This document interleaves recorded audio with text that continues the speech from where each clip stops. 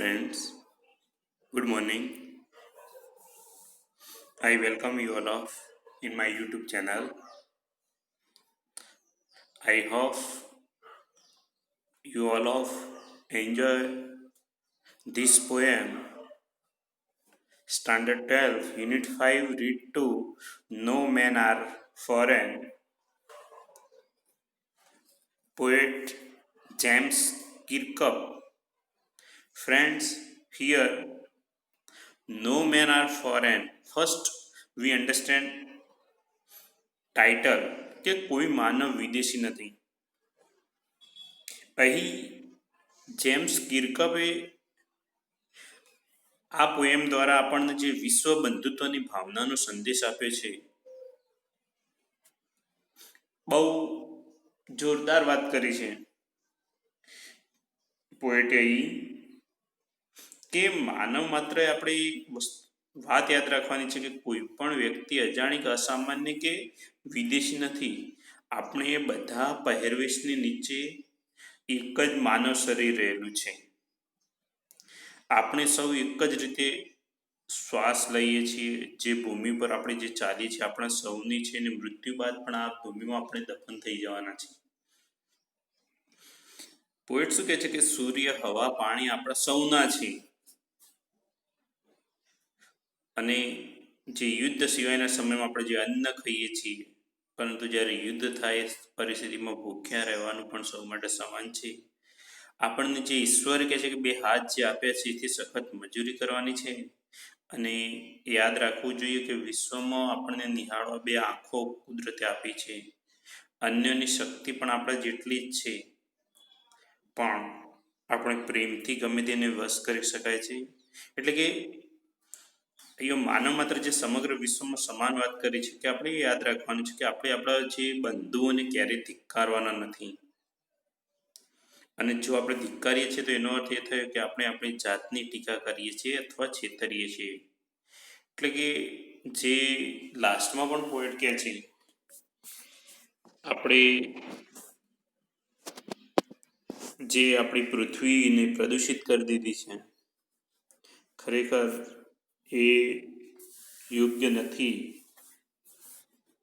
આપણે જ કંઈક વિચારવું પડશે.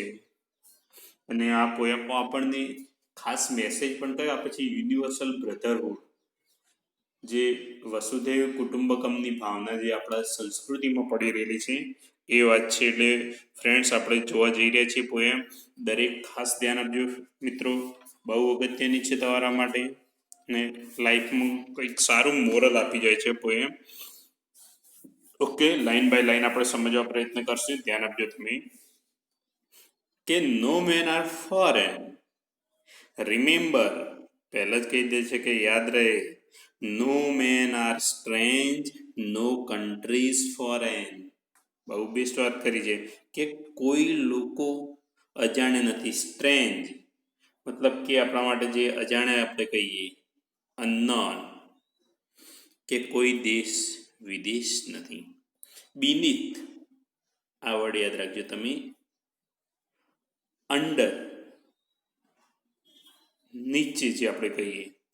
યુનિફોર્મ મતલબ ગણવેશ, જે આપણે વિવિધ સંસ્કૃતિના જે ગણવેશ ડ્રેસ કોડ પહેરીએ છીએ, કે એની ભીતર અ સિંગલ બોડી બ્રેથ, કે એક જ જે શરીર શ્વસે છે, કંઈ અલગ અલગ નથી શરીર. લાઈક અવર્સ, આપણી સૌની જેમ. The land our brother walk upon, કે ભૂમિ જેના પર આપણા બાંધાઓ ચાલે છે, આપણા ભાઈઓ ચાલે છે. ઇઝ અર્થ લાઈક ધીસ, એ જ પૃથ્વી છે.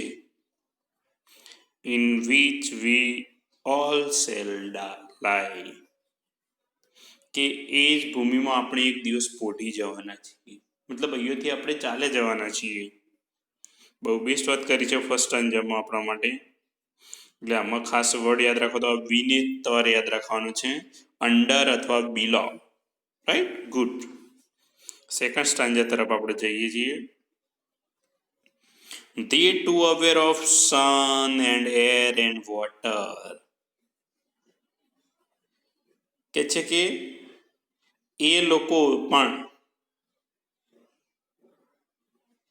એ જ સૂર્ય, હવા અને પાણી જે બધાથી વાકેફ છે are fed by peaceful harvest, કે એમનું પોષણ થાય છે શાનાથી? જે શાંતિદાયક, પીસફુલ એટલે શાંતિદાયક, અને હાર્વેસ્ટ મતલબ જે આપણે ફસલ કહીએ, જે ખેડૂતો ખેતી કરે છે, ઉગાડે છે, પ્રોડ્યુસ, એના માટે એક વર્ડ જો અહીંયા ગ્લોસરીમાં આપેલો છે, પ્રોડ્યુસ અને fruitage by war's long winter star. પરંતુ કહે છે કે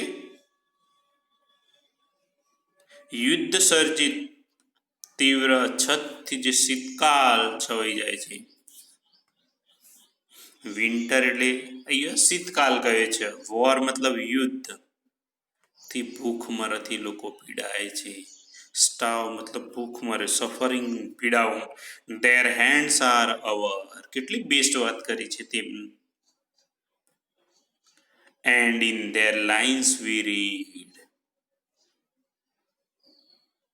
કે તેમના હાથ નથી ભિન્ન આપણાથી, એમના હાથે આપણા જ છે, અને એમની જે કહે છે કે રેખાઓ આપણને વાંચી શકીએ છીએ, ઉકેલી શકીએ છીએ. Labour not different from our own, કે છે કે એ જે શ્રમ, પરિશ્રમ, મહેનત એ નથી જુદો આપણા કઈ શ્રમથી, કે છે કે અહીંયા તો એ ખાસ યાદ રાખવાનું, કઈ હાર્વેસ્ટ મતલબ કે ફ્રુટેજ, સ્ટાર્વ મતલબ suffering. Okay, good. Next stanza તરફ આગળ જઈએ. Remember they have eyes like ours that wake or sleep and strength that can be won by love. એ પણ યાદ રહે કે તેમની આંખો આપણા જેવી જ આંખો છે, કે જે જાગે છે, સૂવે છે, અને કે છે કે પ્રેમથી જીતી શકાતું સામર્થ્ય છે. In every land is common life, દરેક ભૂમિ પર એક સમાન જીવન છે જેનાથી બધા વાકેફ છે. That all can recognise and understand, કે બધા વાકેફ છે ને સમજે છે, કે છે રેકોગ્નાઇઝ એટલે ઓળખવું, આઈડેન્ટિફાઈ કરવું, સમજવું. ગુડ. નેક્સ્ટ સ્ટાન્જા તરફ આપણે જઈએ છીએ.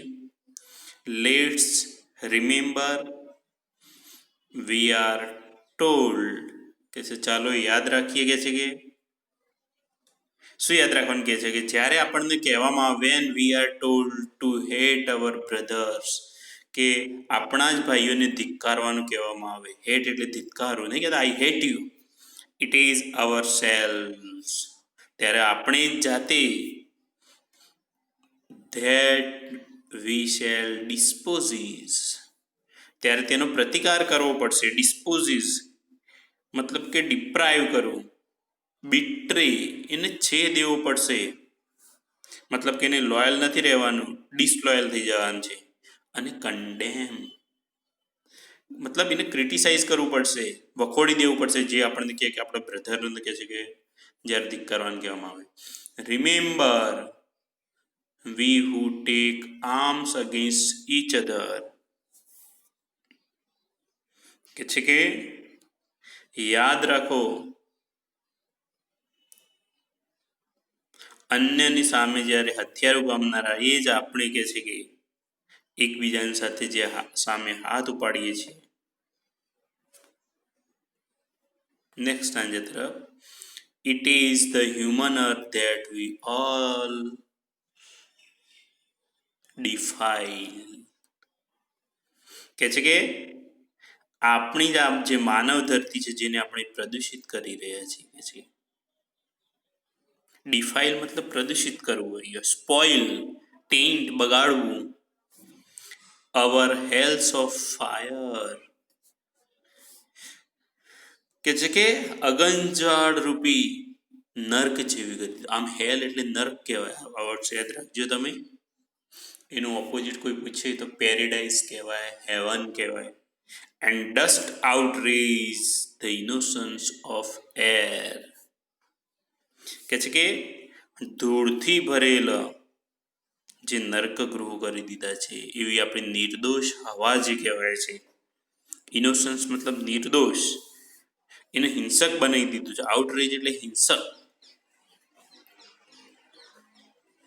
એ સર્વવ્યાપી જે આપણી નિર્દોષતાને આપણી જે હવાને અતિક્રમિત કરી જાય છે, that every one hour own, કે દરેક જગ્યાએ હવા આપણી પોતાની છે, કે હવા વગર આપણને ચાલવાનું નથી, એ હવાને આપણે નરકાગૃહ બનાવી દીધા છે. હજી remember, no man are foreign and no country strange.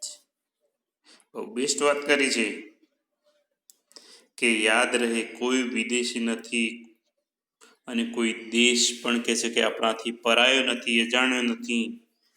મતલબ પોઈટ આપણને શું કહી જાય છે અહીંયા, કે જે કંઈ આપણે આ પૃથ્વી, ધરા, ધરતી, ધરણી, અગ્નિ જે પ્રદૂષિત કરી છે એને આપણે સુધારવાની છે. યુનિવર્સલ બ્રધરહુડમાં માનવાનું કહ્યું છે. ધીસ પોએમ સજેસ્ટ અસ, કે આપણને સૂચવે છે તો જ આપણે આપણી જાતને, આપણી પૃથ્વીને બચાવી શકશું, જે આપણું હોમ કહેવાય. નહીંતર એક દિવસ પૃથ્વી અગનજ્વાળારૂપી બની જશે. બહુ બેસ્ટ વાત કરી છે ફ્રેન્ડ્સ. કોઈ પણ વર્ષમાં કોઈ પ્રશ્ન રહેતો તમે પૂછી શકો છો. આજના વિડીયોમાં આપણે આટલું જ. Thank you very much.